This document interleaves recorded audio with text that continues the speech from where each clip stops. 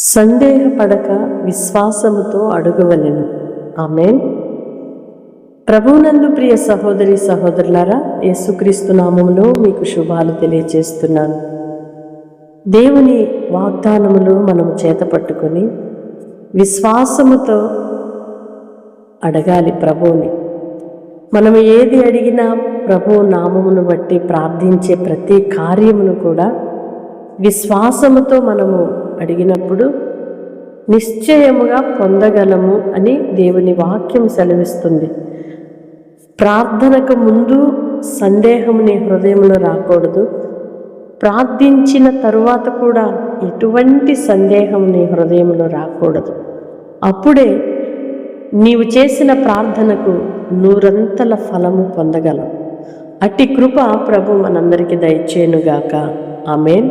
పరిశుద్ధుడు అయిన దేవా, ప్రేమ కలిగిన తండ్రి, మీ స్తోత్రాలయ్యా. సందేహాల మధ్యలో నలిగిపోతున్న మా బ్రతుకులో సందేహింపక అడగవలెను, విశ్వాసముతో అడగవలెనని మీ లేఖనం సెలవిస్తుండగా హృదయాలలో కలిచివేస్తున్న ప్రతి సందేహమును తొలగించి, అవిశ్వాసపు ఛాయలు తొలగించి విశ్వాసపు వీరులుగా చేయమని వేడుకుంటున్నామయ్యా. నిస్సందేహముగా మీ సన్నిధిలో ప్రార్థించి ప్రతిఫలము చూచున్నట్లుగా సహాయము చేయండి. దేని నిమిత్తమైతే నీ పిల్లలు ప్రార్థిస్తున్నారో, అర్థిస్తున్నారో, ఎదురు చూస్తున్నారో అట్టి కార్యములను జరిగించి మీ నామానికి మహిమ పొందమని వేడుకుంటున్నామయ్యా. ప్రార్థనలేకి భవిస్తున్న ప్రతి బిడ్డని మీరు జ్ఞాపకం చేసుకోనండి.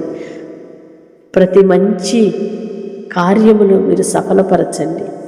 వారు కోరుకున్నది ఉత్తమమైనది, శ్రేష్టమైనది, పిల్లలకు ప్రయోజనమైనది నిశ్చయముగా మీరు దయచేసి మీ ఘననామానికి మహిమ పొందుమని యేసయ్య నామములో ప్రార్థిస్తున్నాను తండ్రి.